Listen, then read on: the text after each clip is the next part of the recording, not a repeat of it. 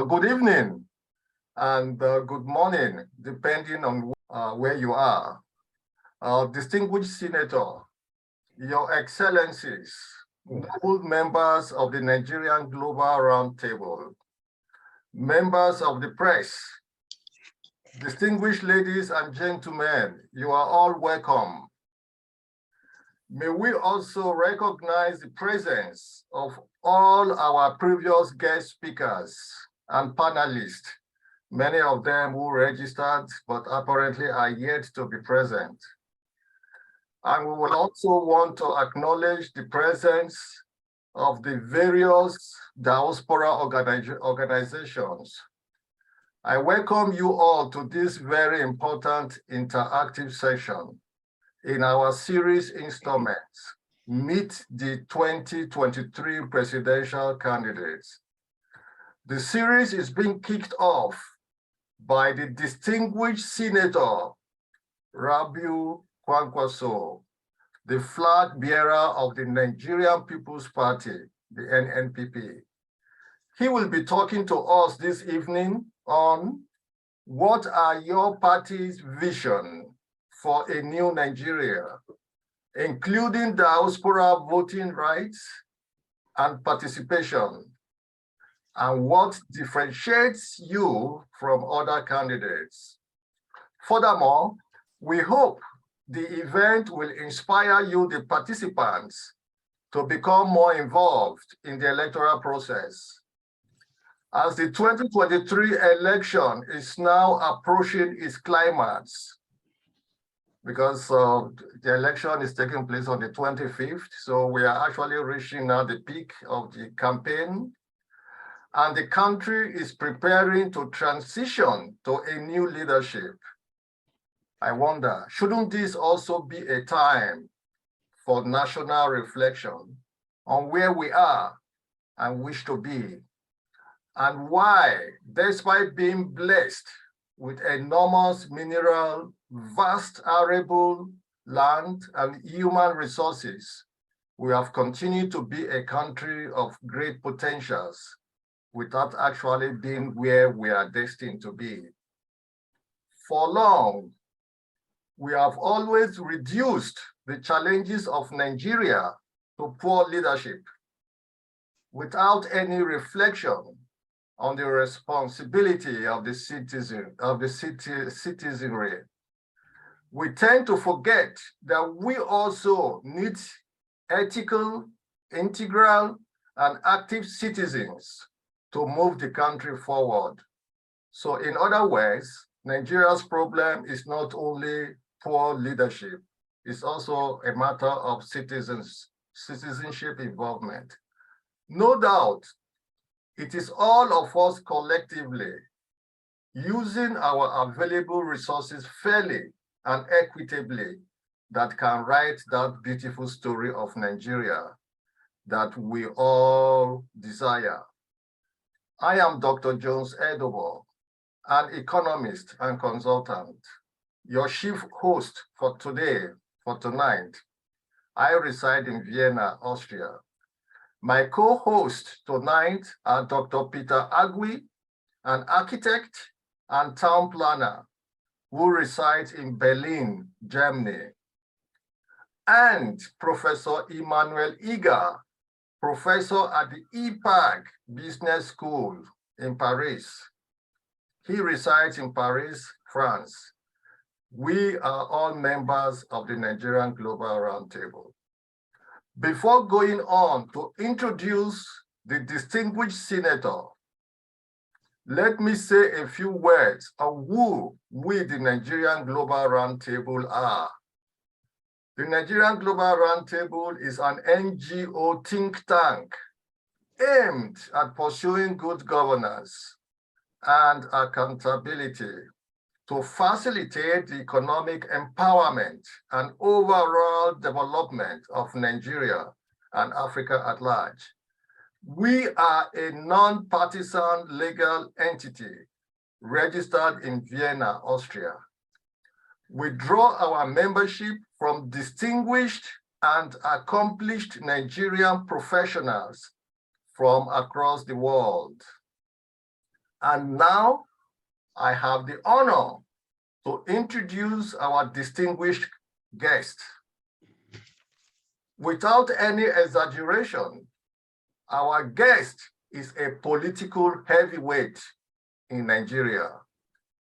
Senator Rabiu Kwankwaso was born on 21st October 1956 in Madobe, local government area of Kano State. He attended craft school Woodhill and Government Technical School Kano, from where he proceeded to Kaduna Polytechnic and obtained a higher national diploma between 1975 and 1980, respectively.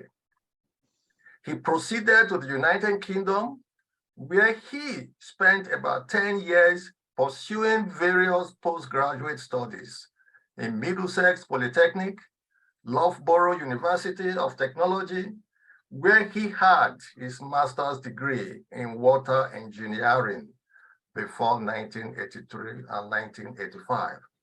So this is a very important discipline for us in Nigeria, given the fact that we're always having flooding nearly every year. Anyhow, he then proceeded to Nottingham University between 1987 and 1991, and also attended various professional courses at Derby Water Industrial Training in London. He earned his Doctor of Philosophy in 2022 in Civil Engineering from Sharda University, India. His thesis was also on the construction of irrigation system in northern Nigeria. Senator Kwankwaso is a seasoned civil servant who worked with water resources engineering and construction agency for 17 years, after which he retired in 1991 and joined party politics. Senator Kwankwaso's participation in politics began from his days as a student, where he was the deputy head student, Technical School Kano, President Student Union Kano Polytechnic, President Postgraduate Students Nottingham University in the United Kingdom. And he was the first African to become a member of the University Senate. He was elected member of the Federal House of Representatives and became Deputy Speaker of the House of Representatives in 1992. He was also elected member of the Constitutional Conference 1994 to 1995 that drafted the Nigerian Constitution, the 1999 Constitution, which is currently in use. So he was one of the masterminds of our current Constitution. He was elected governor of Kano State in 1999 and served in 2003. Then appointed Minister of Defense of the Federal Republic for about 4 years. And then he was appointed Special Advisor, Special Envoy to President Obasanjo on Darfur and Somalia. He was also appointed as representative of the Northwest Geopolitical Zone in the board of the Niger Delta Development Commission. In 2011, he was again elected as the governor of Kano State. So he served 8 years as governor of Kano State, 2 terms. He was elected senator representing Kano Central with the highest number of votes of about 760,000 amongst his colleagues in 2015. He chaired the Senate Committee on National Planning and Economic Development and was a member of the Senate Committee on Defense, Water Resources, Basic Education, and ICT. On the whole, from 1992 to date, he contested 15 elections both primary and secondary, winning 12 and only losing 3 in 2003, and the presidential election in 2014, during which he emerged runner-up to President Buhari. So basically, he's a winner. In 2018, he again contested the PDP presidential primary election and lost to Atiku Abubakar. Senator Rabiu Kwankwaso is an accomplished engineer, a seasoned public servant, a consummate politician, a protector of the rights of the common man. His passion for education is second to none, and he is popularly referred to as the architect of modern Kano. He is married with children. You are welcome, sir. Doctor, thank you very much. Before I hand over to our distinguished senator, let me just mention that while the guest speaker is speaking, all microphones shall be muted. After his presentation, we shall have an interactive conversation with him. And we hope he would endeavor to answer as many questions as possible. Please be patient. Participants shall have the opportunity to ask questions and make brief contributions. Please keep your questions as brief as possible. All participants can use the chat function to ask questions or make comments or draw attention to yourself by using the raise your hand function in the chat. So kindly avoid talking until you have been called upon to do so. So thank you all for listening. May I now call on His Excellency, Senator Rabiu Kwankwaso, to start his presentation. Thank you very much.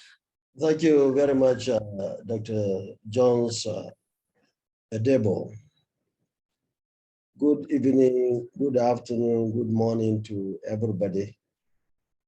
Let me start by thanking Almighty God for making it possible for us to be here. And also want to thank all the organizers and of course the members of the Nigerian Global Roundtable for finding me worthy to participate in this program. And I want to thank you for taking time to introduce me to the people who are here with us. I'm so happy that I had all these opportunities over the years, opportunities that I tried as much as possible to utilize effectively for the benefit of mankind. And over the years, as a civil servant, public servant, I have done my best. And I believe that my best is good enough for me today to aspire for the position of the president in this country. And I'm so happy that I was in the PDP. In fact, I was one of the founding fathers of the party in 1998. And in 1999, I was elected the governor of Kano State, and so on and so forth. And along the line, we noted that the PDP has actually failed. And together with some other brothers and sisters across the country, we decided to bring in a change. And that was how we started formation of the APC. And we are very lucky that in the election of 2015, not only we were able to put president under the party, but also many governors and many members of the national and state assemblies. In fact, we had majority of all that. But along the line, we also noted that there were some challenges that those that were at the helm of affairs of the country at that time and up to now were not doing exactly what we thought they should do. And therefore, many people, especially the PDP, believes that they are very much better despite the challenges, despite the fact that the party was bad. Now they very much believe that APC is even worse. So their plan was to have election between bad and very bad, or even worse. So along the line, together with my brothers and sisters, this time those that share similar beliefs and ideology in politics, we decided to register another party. Unfortunately, INEC could not do it for us because they decided not to register any party. Therefore, we picked this new Nigeria People's Party. And I'm so happy that in the last 10 months that we joined the party. Now the party is very strong in all parts of the country, especially in northern Nigeria today. And it's basically because they believe in us, those who are leading the party. And the difference between the two, the North and South in this context, is the issue of North know a lot about me in terms of my experiences, in terms of my capacity, in terms of the education that you mentioned, and of course, in terms of integrity. So now we're in the process of talking to our brothers and sisters in the North, especially that now we know the candidates, we know the parties, and we know the candidates. The candidates of the two parties, PDP and APC. I don't want to go into any details because these are people that are well known to all of us, Nigerians. And as it stands today, we in the NNPP and many other people across the country believe that at national level, we have the best candidate. So also at other levels, the state and national elections, we believe we have, I believe, the highest number of people contesting and also the quality of the candidates that we have at all levels. And every day, by the grace of God, we are getting addition, meaning more people are joining the party by the day. And PDP and APC, as expected, are very much in crisis within the individual parties and of course, between the parties.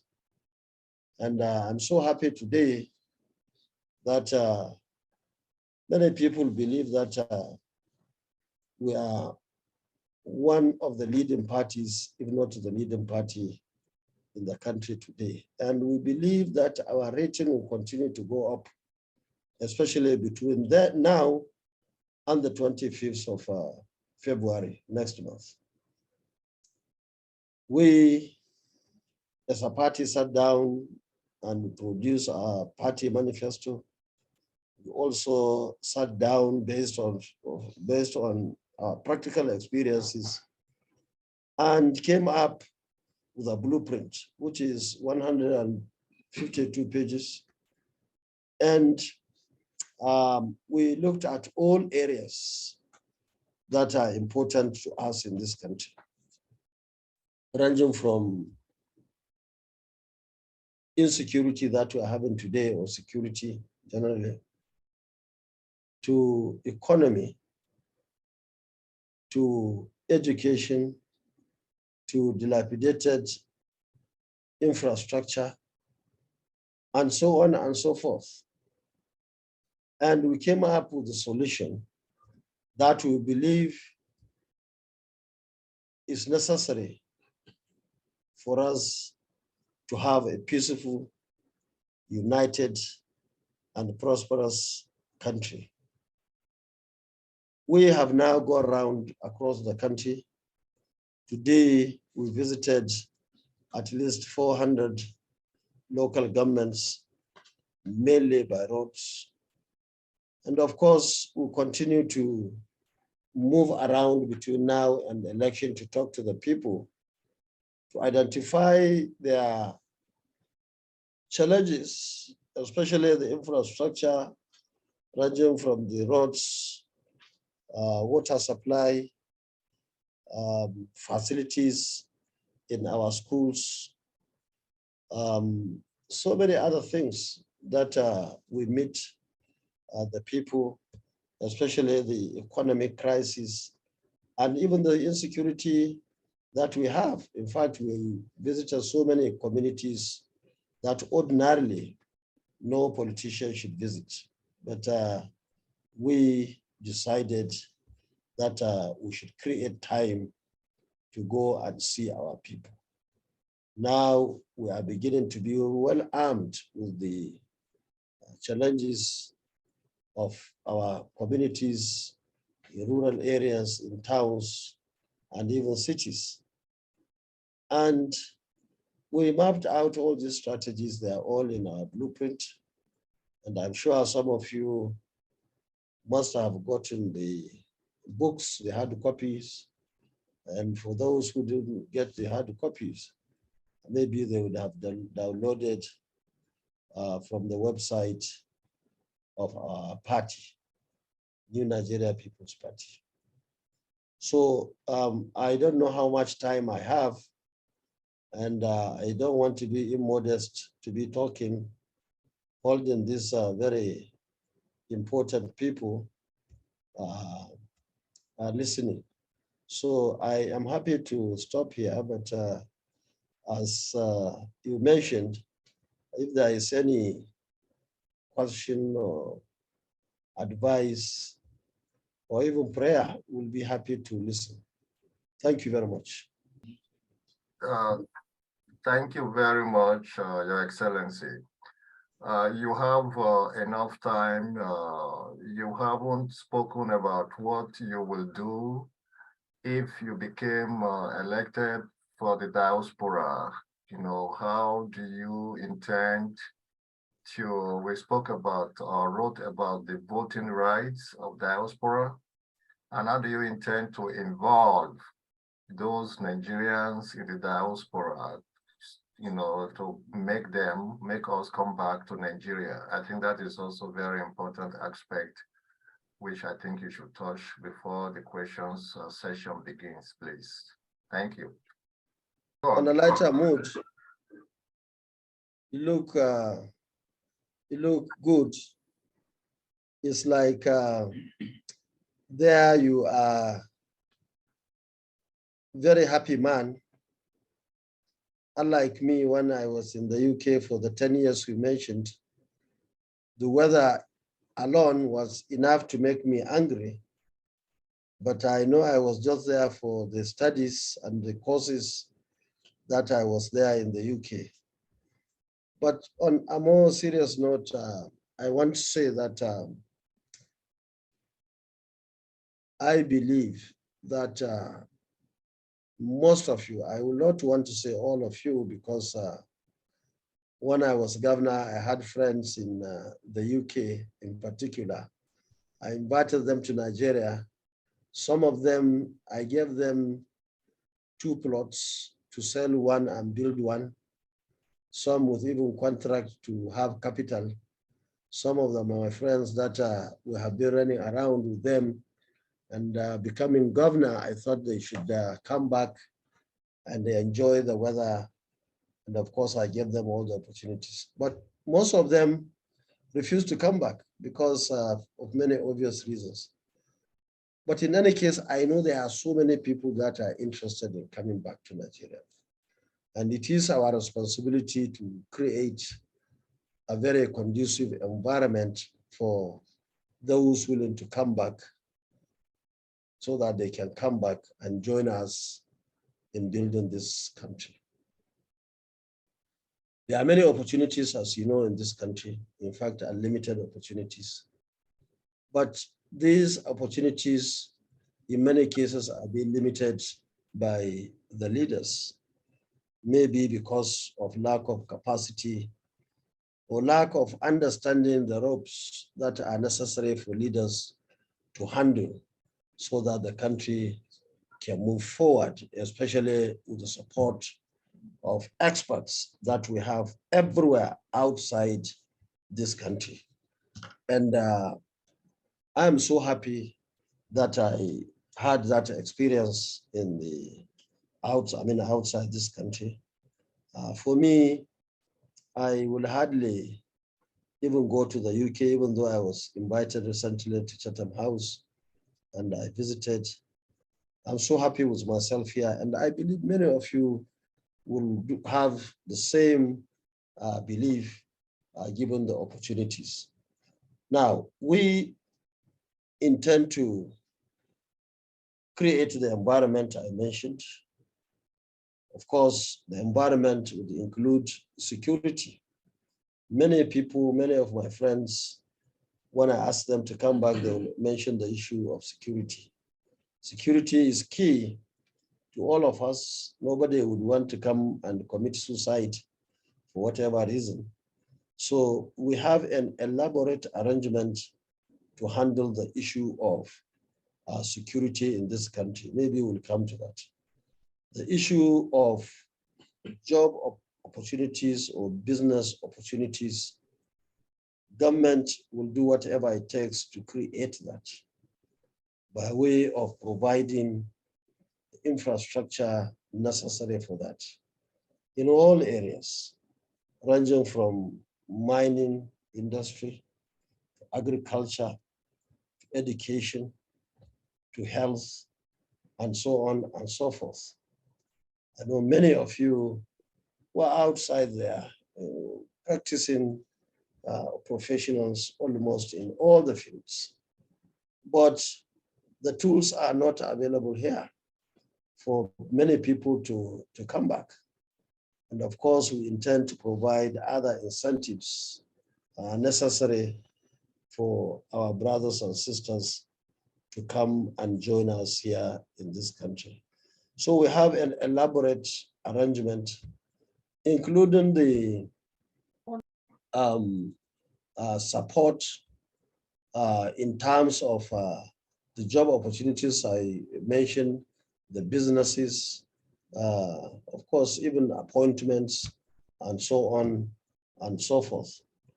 But on the other hand, we also believe that today Nigeria is a global where you cannot tie all of us to Nigeria. Many of us would want to be elsewhere.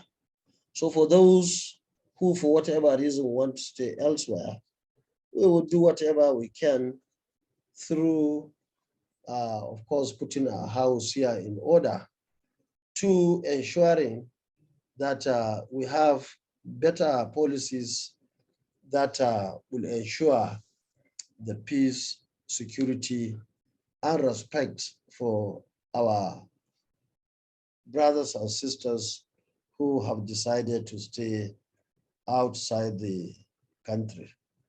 And I'm sure I remember, if you noted my speech in Chatham House, I even mentioned the issue of this voting, diaspora voting, which is very important.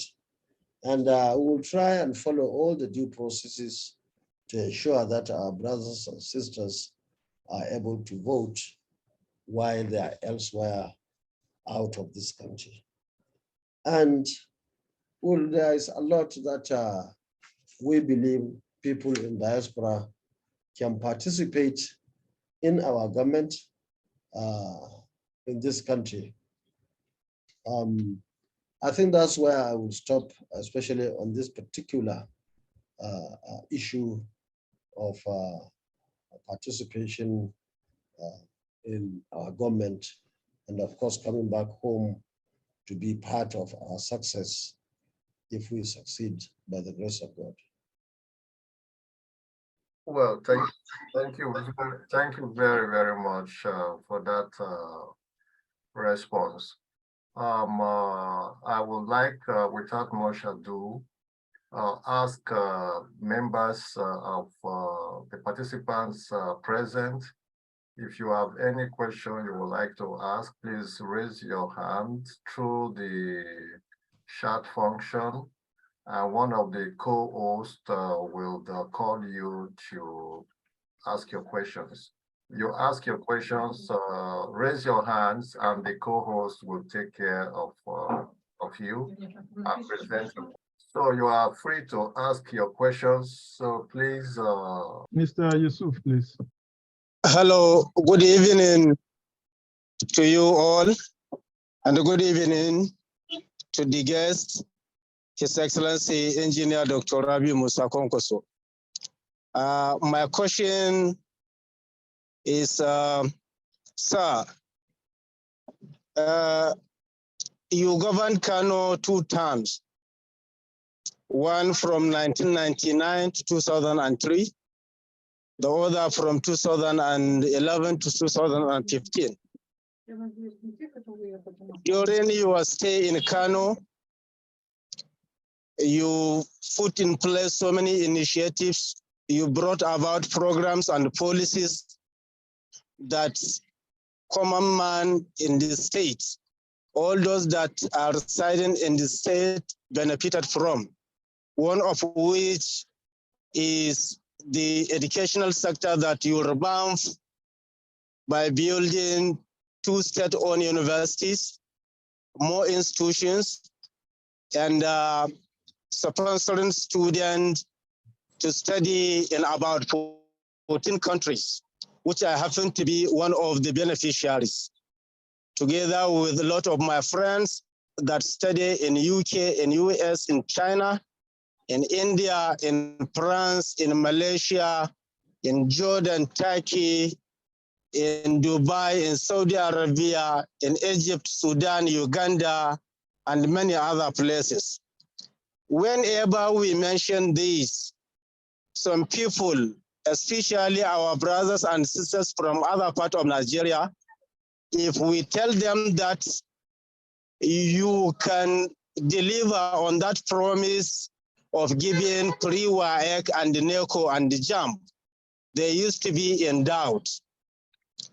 For us, we know you can.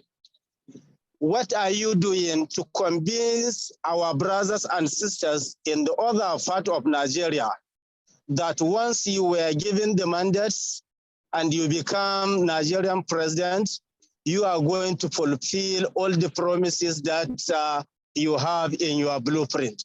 Thank you, sir. Thank you very much.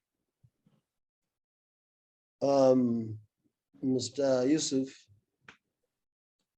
can you hear me? Yes, we can hear you, Excellency. Excellent.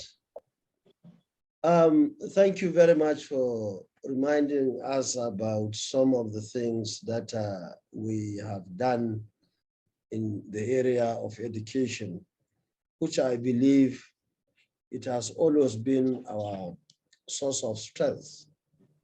Because as you rightly pointed out, we sent over 3,000 young men and women.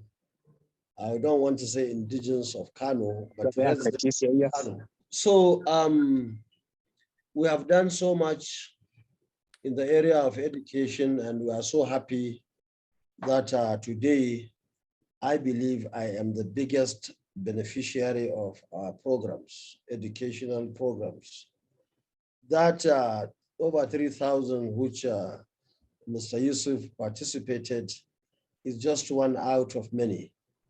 Of course, he mentioned the establishment of Kano University of Science and Technology in 2001 and Northwest University in 2012. And also, we sponsored some students, our sons and daughters from Kano, to even private institutions here in Nigeria. We sent 412 to Al-Kalam University in Katsina. We sent 300 to Bells University, 300 to Ignidia University in Edo State, and 200 to Crescent University, also like Bells University in Ogun State, and 25 to Yola, that's Apti, American University in Adamawa State. That's in addition to the 4 universities we selected for many obvious reasons to support them as state government to admit as many students as possible, where we built 300-bed hostels in Maiduguri University, Ahmadu Bello University, Usman Danfodio University in Sokoto, and Al-Kalam University in Katsina State. So all those universities were donated, were given the hostel free of charge, encouraging them to admit our students, of which they did. So the foreign sponsorship plus private university scholarships that we gave, plus the federal universities, especially these 4 that we decided to give the hostels, plus other federal universities and state universities, we were able, at the end of my second term, in fact, 3rd year in my second term, we were able to exhaust each and everybody in Kano State with university qualification. So I'm so happy about that. And we have done a similar thing in primary school education, whereby we established thousands of classrooms, additional primary schools, over 200 secondary schools in 4 years, and of course, 24 other institutes to train and retrain our young men and women in Kano State. And of course, we are feeding our children every day in our primary schools. We are also giving them 2 sets of uniform in our primary schools. All these are free of charge and our contribution to the education in Kano. And I had a maximum support from the people of Kano State, I have to say. And in fact, we even decided to establish a law banning the Almajiri system that we used to know in this country, where children are being sent out of their homes to go and do Almajiri elsewhere. And that prohibited anybody from sending his children out of Kano or somebody from outside Kano to bring them to Kano for Almajiri education. And that's why we established 24 boarding with all the facilities, School for Islamic Studies, for those who are interested in that. But of course, they go together side by side with the Western education. That's why we established 44 technical schools, 1 in each local government, boarding with all the facilities ranging from classrooms to the workshops, to laboratories, offices, hostels, everything. And I'm so happy that all that was being done in addition to the physical infrastructure that we put in Kano, that of course, as I was rightly introduced with due humility, there's a modern or architect of modern Kano. We are talking of flyovers, underpasses, We're talking of dualized roads with street lights, with drainages, with walkways. All roads coming into Kano were provided with the modern facilities. And today, Kano probably is the best, or at least one of the best cities that we can think of in this country. In fact, during our time, Kano State, especially Kano City, had more street lights than any city, either Lagos or Abuja or anywhere in this country. And of course, as a water engineer, that's what we did to the best of our ability. We supplied water, constructed pipelines, we provided waterworks and rehabilitated many, and so on and so forth. So places that were living without water for decades during our time, there was that water in almost everywhere in Kano State. So we have done so much in Kano. Now, let me go straight to your question now. As you rightly pointed out, we have no issue with the North, as you rightly said. The issue now is the South. How do they understand Rabiu Kwankwaso in terms of capacity, in terms of qualification, in terms of integrity, and so on and so forth? I think this program is one of them. This very program, because some of the things that we are discussing now, I'm sure many people who are participating here probably didn't know. And of course, through this program, we are going to reach out to many other people in this country. Because now we're even talking to people who are living outside the country, the diaspora. And of course, along the line, people in the other part of the country will come to understand our party and what we stand for. So I'm so happy. That's why I thought I must participate in this program. So we'll continue to do whatever it takes in terms of publicity, electronic media. Yesterday, I was in Arise, we had program, I had also program with some other international radio stations and even local radio stations. So I think what we need now is the maximum publicity, especially from now to the election period. Thank you. I think we have Mr. Charles Chemeke raising his hands for quite some time now, so he can take the floor and ask his question. Okay. Please go ahead. Okay, thank you. First, I have to thank His Excellency for these beautiful presentations. It was very insightful with all the, I think he touched a bit on his manifesto and his plan for the country, and that was quite very impressive. I highly appreciate that, sir.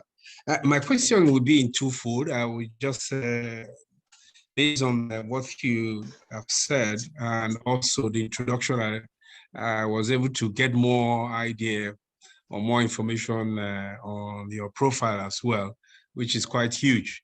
So it means from what I've seen so far, you have a wealth of experiences in governance of this country, and I think you are always interested in good governance and moving the country forward.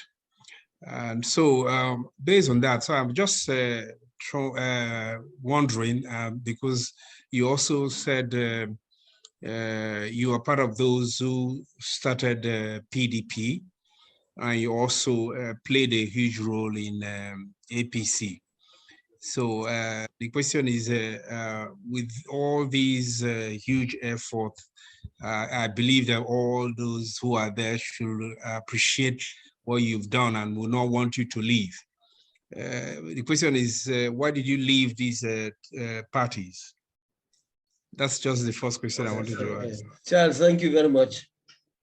You see, I left those parties because I realized they were a total failure. All the problems that we are experiencing today, I personally believe that is as a result of mismanagement in the two parties. Because the PDP stayed for 16 years. And toward the end of that 60 years, precisely in 2013, we realized that we need a much more responsive, strong government that could move this country forward. Because we did all what was necessary for us to convince some of the leaders. Unfortunately, they didn't understand.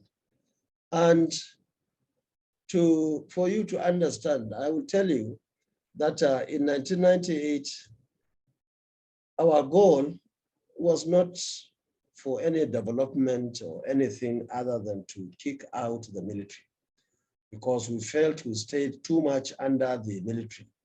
So we were ready to bring anybody to come to the party as long as that would help us to bring in democracy. And we did that successfully.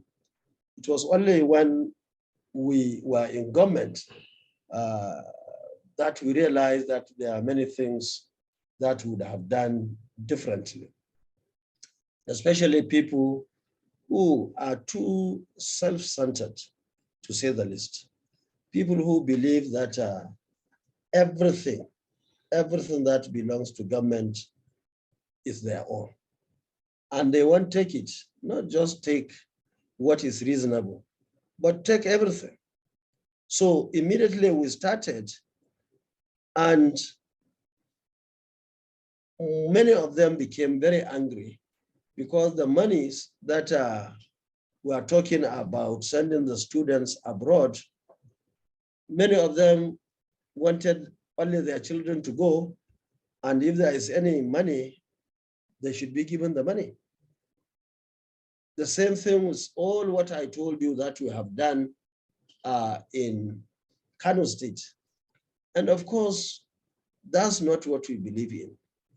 And for that reason, we started having serious issues, to the extent that in 2003, I had to lose my election because all those people would not support me. And in fact, after the election, many people in my party had to call for press conference to thank the good people of Kano State for kicking me out.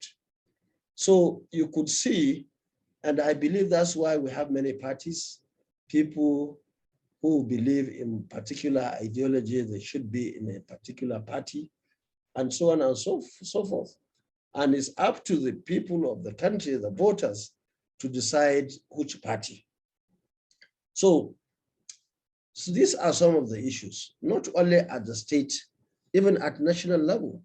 We didn't believe what they were doing, and therefore we thought that it was necessary to bring in a positive change to the country.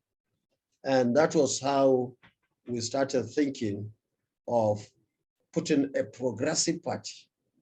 We succeeded, but unfortunately, when the leaders came, we did not find any difference between the bad and the very bad. That was why we believe that there was need for a party based on ideology, and the ideology that we established over the years in this country. Now, you see, all those things that we were mentioning, and there are many, many, many more that we can mention that has been done during our time. And that shows clearly that we were effectively using our resources. And all what we have done in Kano, I never borrowed 1 naira from any bank, either local or international. And anytime I was going into government in 1999 and 2011, I had to pay all the debts that I inherited at that particular time. So I believe that there is a lot of money in this country, a lot of resources, and the resources are enough for all of us. We have enough resources for all of us. But for many obvious reasons, we are not even getting the resources for our people. We are not protecting our assets. Oil, under normal circumstance, we should produce at least 2.2 million barrels per day as allocated by OPEC. Now we are only producing half of it. Why is the half? And how much are we losing every day? Billions and billions of naira, of course. Even the gold and other mineral resources that we have in Northwest, Zamfara, Sokoto, Kebbi, Katsina, Kano, all these places, Kaduna, in the Northwest, all this fight is just created because of the minerals. People are just coming to mine or be at the rear, push locals to mine, and they are just by the corner collecting it at peanut and taking it outside the country. So I believe that we very much have enough resources in this country. So all these reasons put together, we believe that PDP and APC have no answer to the issues that we have today on the ground. That I am sure. So that was why, while we are strong enough to bring another positive change, we believe that we should have a party that is ideology based, where you have people who are happy with what you are doing and what you are saying. Look, any member of our party today, if he sees the interview, will be happy. But those guys will be very angry, because by saying we have enough resources to help ourselves in this country, those borrowing money will start wondering, why is he saying so? And I've been saying so all the time. Leaders must know why they are there. But what we have in this country is a situation whereby leaders are aspiring to be into position, not for services, but to help themselves. We have seen them almost everywhere, taking resources that belong to all of us. And that is what this party does not believe in. What we believe in is that we have to come, use our integrity, use our capacity, use our experiences, and ensure that each and every Nigerian is united as much as we can, do whatever we can, especially in terms of security and of course education, because that is our strength. And that should be the strength of this country. Thank you. Yeah, thank you, His Excellency. We are very grateful, and we are being honored by your presence.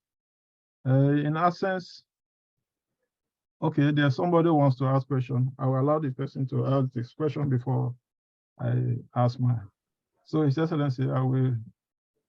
His Excellency. Okay, go ahead. Go ahead. I'm listening. Thank you very much. So, before I mention my question, I would like to invite Madam Oti to ask her question.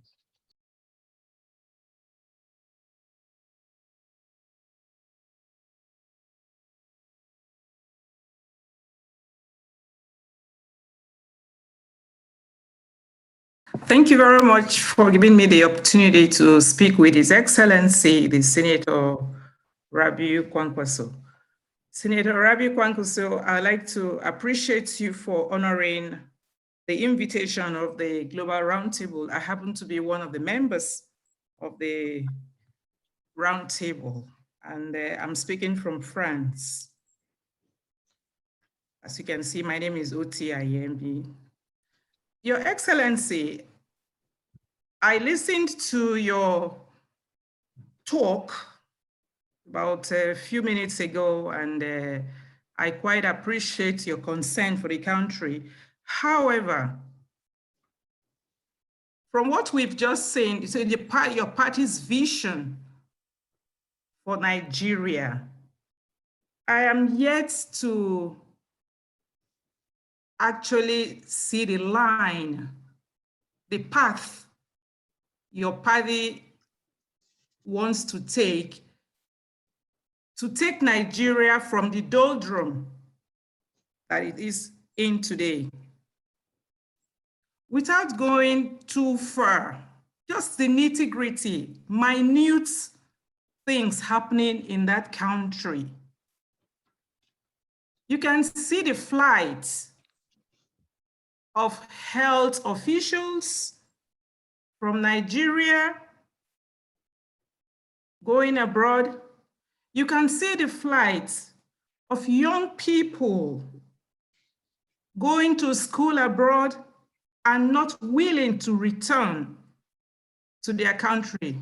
You had the opportunity, from what you said, you had the opportunity to go to the UK, you did your education, and you returned to the country.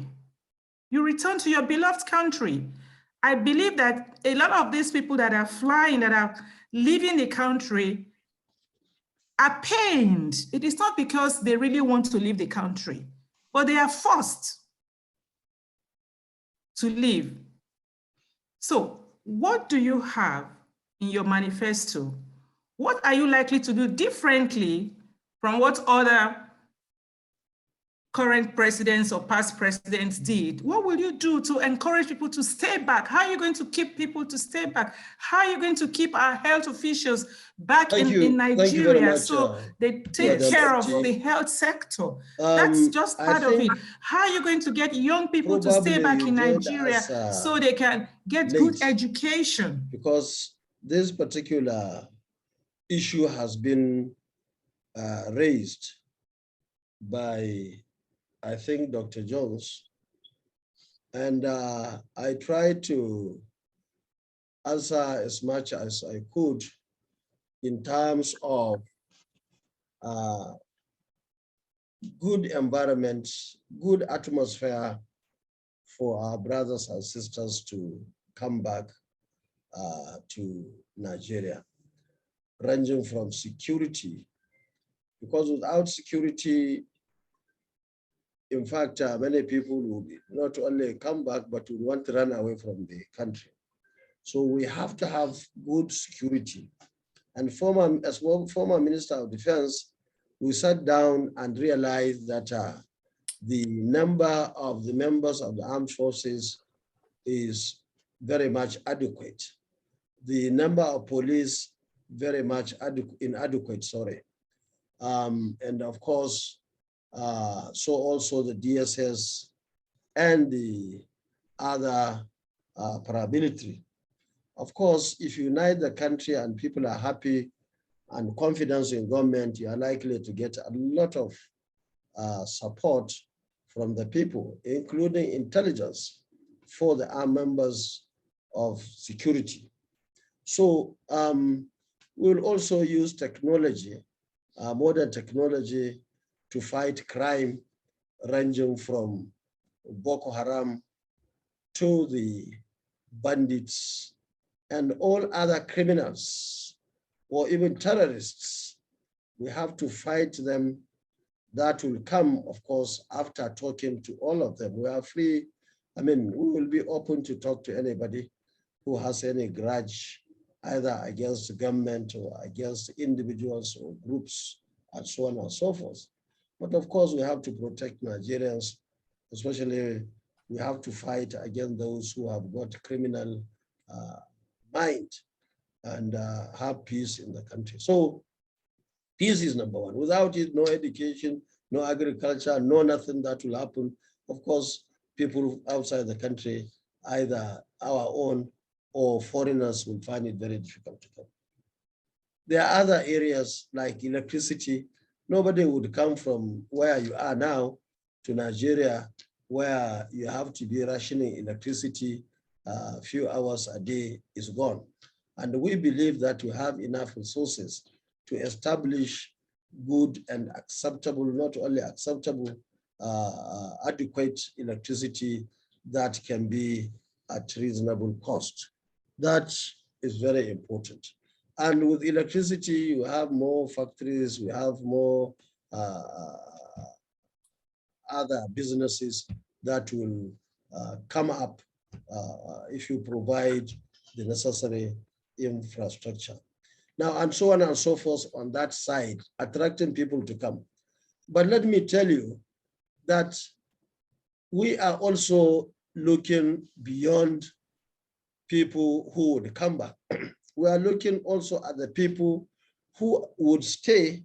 I even gave an example of my own friends in the UK, where I gave them some support to come back to build a house at home in Nigeria and reasonable capital, but their mindset has been there, just they have to be there outside the country. And what else can you do? And it's not totally bad, because there are many people who are helping our economy through the way they live outside the country. It's not completely disadvantageous. And in fact, that is why I am the first person to establish private nursing school in my hometown, Kwankwaso. The first of its kind, at least in northern Nigeria. And we are not only teaching them English or teaching them in English, but we are teaching them Arabic language and French language. The idea is when you finish, you can either work in the country or even go out of the country. We are preparing them for both local and international markets. Now, we live in a very global village. I'm sure you know it more than any other person. And we live in a very free world where you cannot detain anybody anywhere. But the advantage we have is that we are very many. And once you are able to pump in as much education, character, and so on to your citizens, you give them the choice. You create good environment here. I was even telling Dr. Jones that people like me don't want to live abroad. There's no way you can put me there. And my example is an example that there are many Nigerians who are willing to come back and fight it out even under this circumstance. And we have so many opportunities even under this bad situation.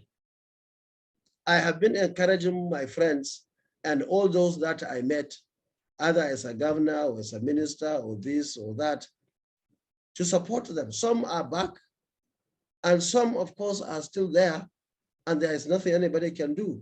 So we are going to take education seriously.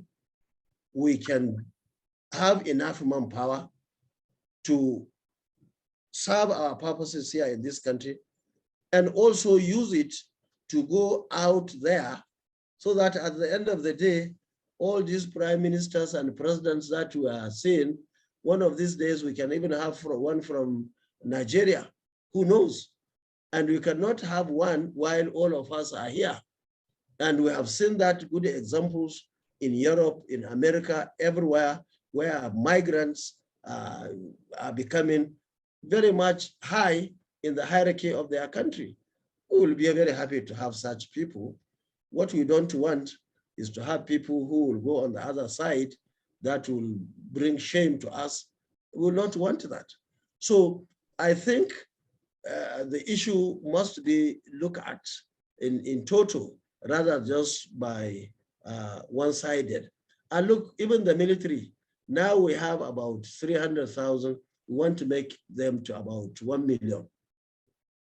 Now, the idea is not only for our security. When I was Minister of Defense, our military was in Liberia, was in Sierra Leone, was in Darfur. And we are getting a lot of money from the UN. Now, if people say, where can we get the money? I know where I will get the money. I know there is a lot of money in this country, and I proved it in Kano. All what you need is to be upright yourself. Once you are upright, you have your integrity intact, you have the capacity, I can tell you everybody will follow suit. I have seen it in Kano, and I have no doubt that Nigerians are good. They are generally good. In fact, our elasticity limit is more than any other country in this world. What is happening today in Nigeria, 10% of it, if it happens in any of your countries, there will be issues on the streets and many other places. So Nigerians are good people. What they need is leadership. And now I'm also happy, as it was being introduced, even the people at grassroots level must be up and doing. Now they are going to have opportunity. And I see no reason why the opportunity should be misused. Even people like you, at your exposure, your qualification and so on, sometimes we get disappointed. People are queuing, following the route of either ethnicity or religion or region and so on.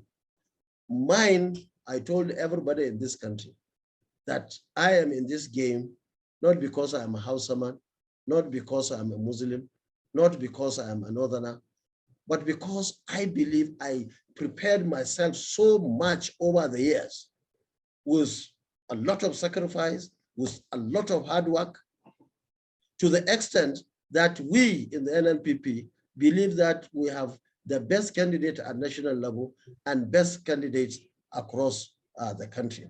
So we have a collective role. It's not only the leader. Every day we say the leadership.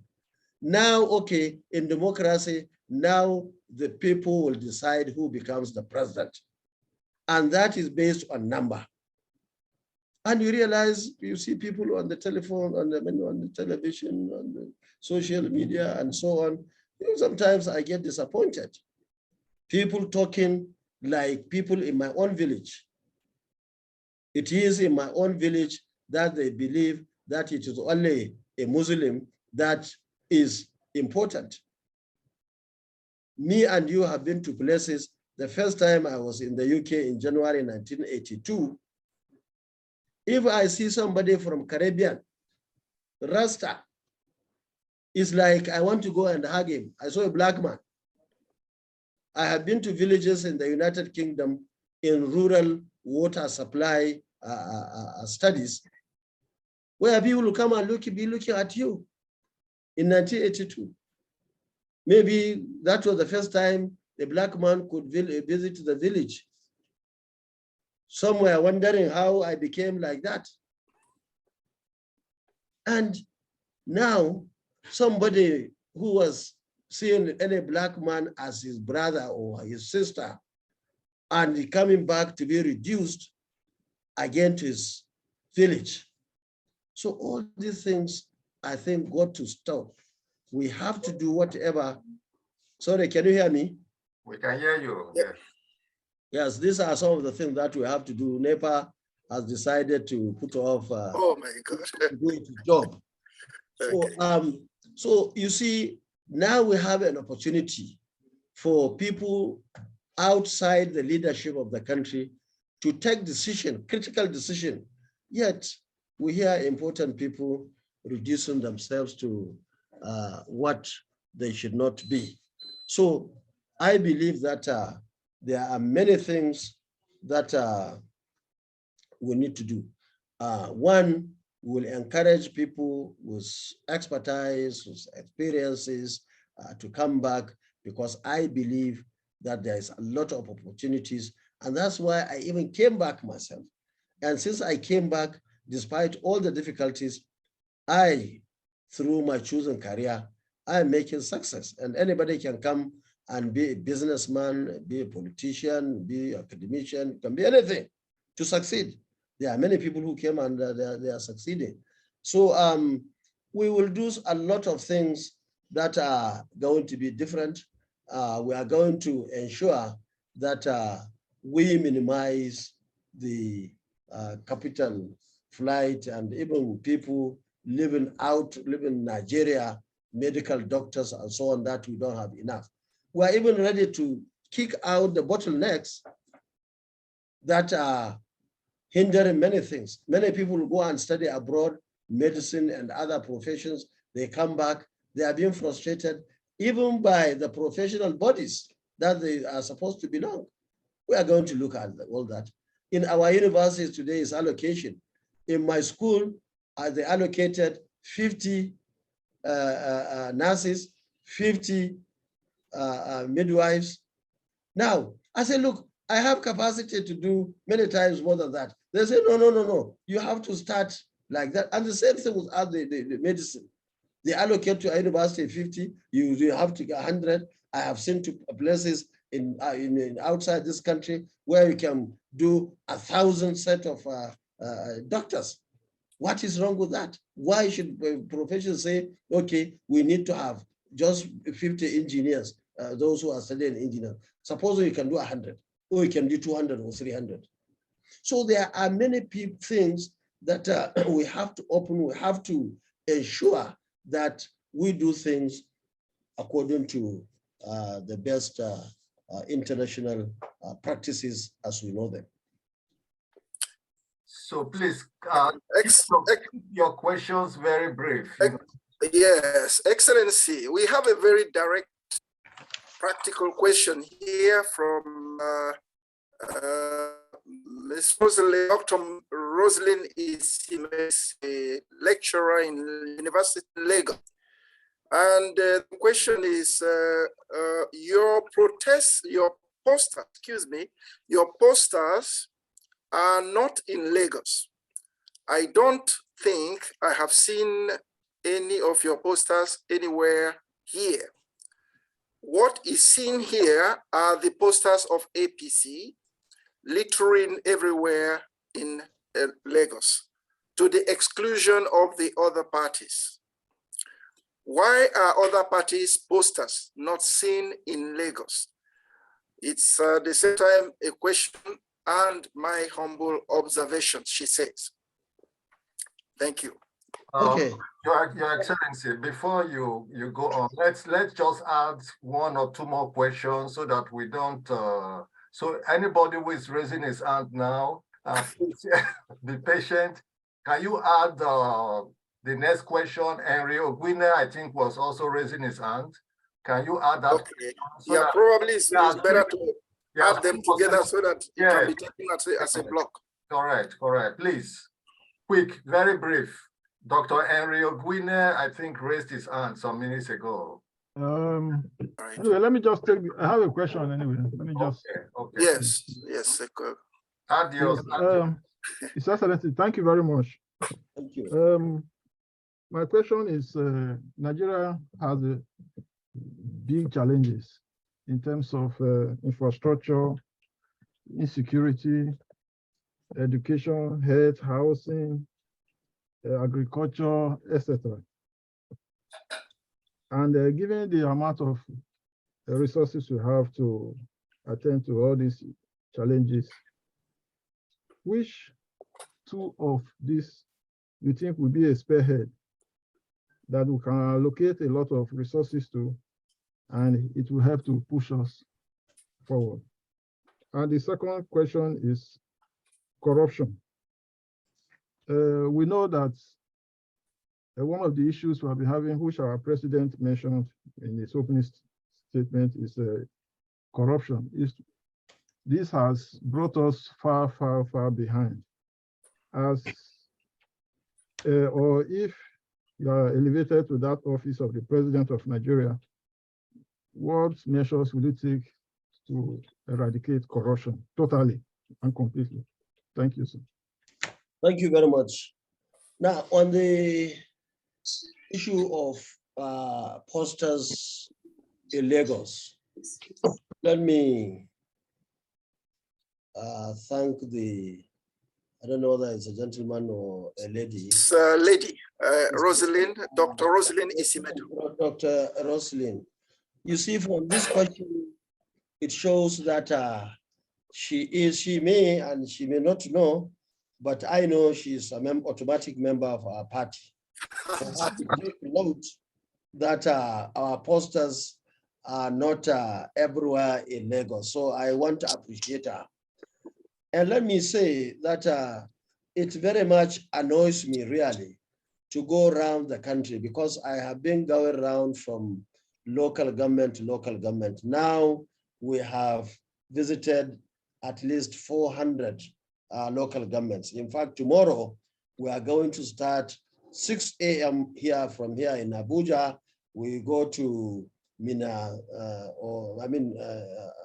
Niger State, through Agaye, through Bida, we go up to Kayenji Dam. We are going to sleep there tomorrow. I think we'll spend the whole day traveling, talking to people. And the following day, we'll cross to Kwara State. We'll go to all the towns, the Kayama, Buraten, and many other places. We are going to sleep at the border of Oyo State. And then the following day we cross, we go to Ogomosho, we go to Oyo, we sleep in Ibadan. The following day on the 31st, we will do our zonal rally. We give flags to our people, governors in the zone, senators, and so on. So we have people going around. Now, actually, like her, I am annoyed that the very people who inflicted a lot of pains on Nigerians, and Nigerians are crying, and you will see them and their friends on posters, banners, billboards, and they are smiling. I find that sometimes very painful, really. And for somebody to be looking for people they would love to see on the streets and they have not seen them, I think that's what is triggering this question. Let me say one of the issues really are our local candidates, especially the party and so on, and we have been talking to them. And I want to assure you that very soon you will see our posters, even though they are there, but they are not comparative to the ones of the APC, where people are given fake approvals, and from there, contractors will go and start supplying all these campaign materials. But I believe that the posters, the banners don't vote. What is important is to convince people on the election day to go and vote for your party and your good self. So I appreciate that, and I have taken note of that. Now, the other two questions, especially the challenges. You see, the first challenge that we have in this country is the issue of security. Without security, nothing will happen. You cannot do anything. You cannot go to farm, you cannot go to school, you cannot even go to the hospital, you cannot go, no, you can go nowhere. You cannot move from point A and B to buy or to sell. So huge problem. And unless we are able to stamp this crisis, insecurity down, that's the only way Nigerians or Nigeria can even move forward. So I think the issue of important things too, that's first of all these things are interconnected. Education is connected with security.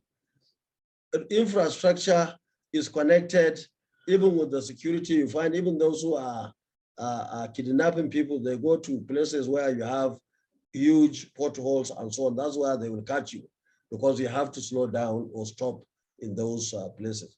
Education is critical to economy, is critical to even the security itself. Even food, if you don't have food, then there is security issue, and so on and so forth. So they are all interconnected. And from my experience, if you go into government, don't just select 2. Select most of them, if not all of them, and start them simultaneously. And see that in some cases, they are darling, the one that you love best may be lingering behind while others will move very fast. That's what I have experienced in government. Because if you say, okay, I'll only do security and education, you may end up having one problem or the other with one, but in the area that you must not make mistake is the area of security. Without security, society is finished. Finally, the issue of corruption. You see, you cannot give what you don't have. You cannot be corrupt and come out to say you are fighting corruption. Many people around you will only be laughing at you. Because in government, you cannot steal alone. You have to involve other people. And once you involve them, that means they know. And a good president or good governor must not trust anybody in terms of creating or forming any skeleton. Don't go and do anything bad with anybody because you think you are friends. Because that very friend that day, tomorrow can be #1 enemy. I have seen it in Kano. My deputy governor was my deputy governor in 1999, 2003. 2003, 2007, he was my SA in the Ministry of Defense. Eradua came in 2007, I was in NDDC. I say, I cannot take this big man to NDDC to be my SA again. Give us job, he gave him job in Chad Republic. He was there as executive secretary. When I got ticket in 2010, I said, resign and come back. He came back. We won election as my deputy again. When I was going, I handed over on a platter of gold. You are now the governor of Kano, free of charge. Now he's my #1 enemy. Now, if he has any skeleton somewhere that he knows I have one, I can tell you my story would have been different. So I never trusted him. And in this context, I will never trust anybody. Nobody will see. And I can tell you, 99, 2003, as I stand today, I don't have one commissioner that is with me. All of them are against me. If there is anyone who knows we work together with him in his ministry, and now he can bring a skeleton, I can tell you, somebody can buy it at 1 billion naira. This, I'm not saying old naira, new currency, you will give him new currency, redesigned 1 billion. So I think all these are experiences. So if you come to fight corruption, you see there are many things you can do. In Kano, we started e-payment. We were the first people to start e-payment in Nigeria, including the federal government. We brought it into this country. Because once you allow people to be counting money, then there will be a problem with cashiers, be a problem in all places. We are the first people to start TSA, Treasury Single Account, not federal government, not any state. We are the first government to start what they have here as ages, and we have kanjis in Kano, geographical information system. We are the first. All these things have to do with minimizing corruption. And not only that, people must know that if they are caught, they will be punished. That is very important. If you know, if you are caught, nothing will happen. Even the honest ones will start contemplating trying their luck. Now, we have done so much in terms of fighting corruption, and the evidence is there for everybody to see is what we have done with our resources without resorting to borrowing. In other words, you cannot eat your cake and have it. If you steal, you cannot do anything.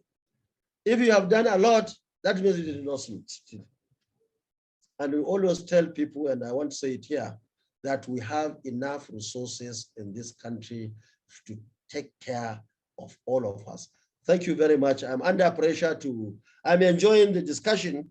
Yeah, but before you go, we have to go, Doctor. Before you go, sir, I need to ask you really a question that has been on my mind, So there are just two questions, very, very briefly. You said that you were part of the drafters of the current constitution. I was just wondering, I couldn't let you go without asking you this question since you were one of the drafters. In hindsight, do you think that the constitution as we have it now is working for Nigeria? Or there are things that we should be doing to change at least some areas if you become the president of Nigeria after the 25th of this month? And my second question is, I know that you are for change and you had a long conversation with the Labour Party. Now, there are about 17 political parties in the race. So the likelihood that one political party may not get the required numbers of votes is quite high. Now, I was just wondering, do you have a political party, if there is a runoff? Have you talked with the Labour Party since you discussed before? If there is a runoff, don't get me wrong, if there is a runoff, is either of you willing to support the other? Maybe you can still have this conversation. If you have the more votes, maybe they can support you or vice versa. I mean, if there is a runoff. These are just my two questions. Thank you. If I may start from the issue of Labour Party and other parties, you see, many people in this country, even including INEC, are of the opinion that there may not be outright winner. Yeah. Not in terms of figure, but in terms of spread. You need, for you to win, to be declared winner, you have to have the highest number of votes. And also, you have to have 25% in at least 24 states. Now, for us in this party, NNPP, we are sure by the grace of God, we will have at least 25% in all the northern states. What we need now is to get 5 states from the south. We are working very hard. I am just yesterday came back from Bayelsa and River State. In fact, we have been to all the states except I think 2. That's Imo and Abia. Even Abia, I was there, but not open office. But I visited and had discussion with the party and had some meetings and so on. So we believe in NNPP that we are going to get it. That's our belief. Now, but in case what you said and what many people are saying, that nobody is likely going to win outrightly, I think what I will do first is to thank Almighty God that because of our intervention, we are going to force these arrogant people in PDP and APC to come for discussion. And our belief in NNPP is that no how, by the grace of God, we will be part of that 1 and 2. Because we have a lot of advantages that is on working on our side. The figures, if it comes to figures, we are going to bring out so many figures. Many people will be shocked what we are bringing, especially from northern Nigeria and even from the south. So in that case, I don't know where Labour will be. I don't know where APC will be or PDP will be, but time and that election will dictate who is number 1 and who is number 2. And who is 3 and 4, who are likely going to come for discussion with the first 2. So it's very difficult to speculate now to mention Labour, but what is obvious is that none of us today is willing or even is possible for him to step down. That is out. Before now, we tried to talk to Labour, but Labour at that time did not understand because the circumstance that it came, media everywhere you open, social media, TV, papers, so many people are talking. And for those of us who are on the ground, we are just by the side, watching the developments, and of course, believing that that's not the way to do politics. So the arrangement failed. And therefore, now we are at point of no return in terms of merging our parties. It's not possible.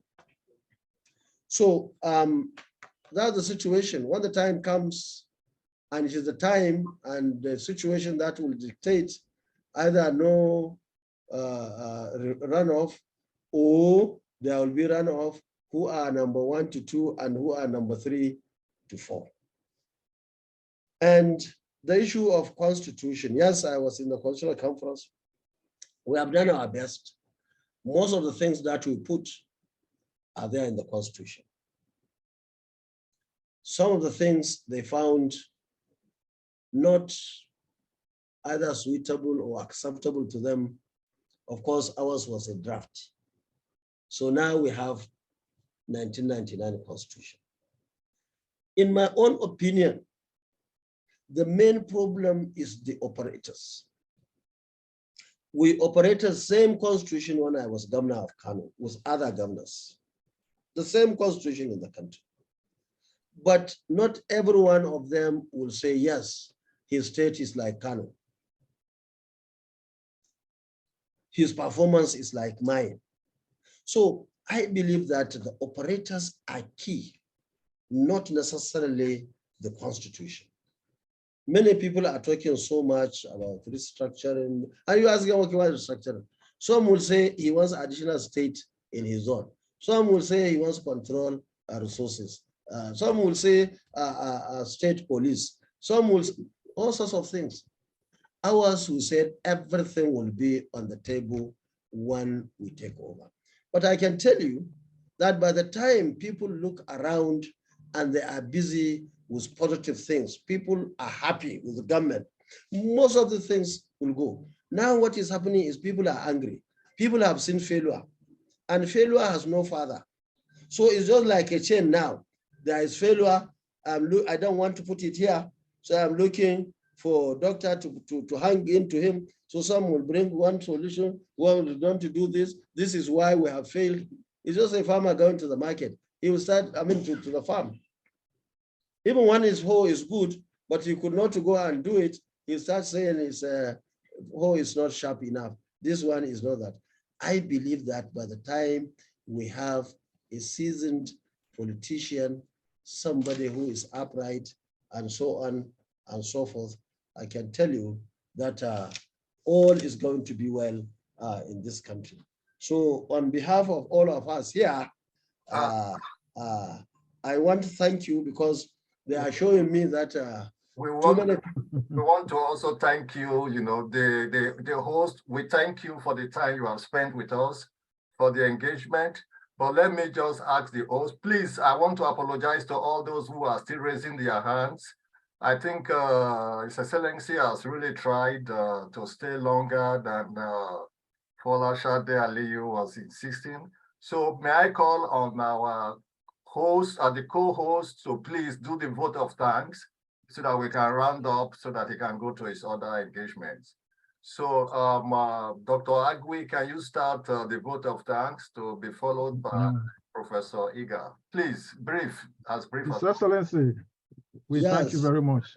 Thank you very much. God will continue to bless you and lead you to success. Nigeria is a big country. We are all part of it. We cannot run away from it. Hence this meeting today, though we are in the diaspora. But we are grateful that you were also once in the diaspora. You know how things work in the diaspora. And we'll be very happy when you take that mantle, you're able to implement them in Nigeria so that Nigeria will experience success.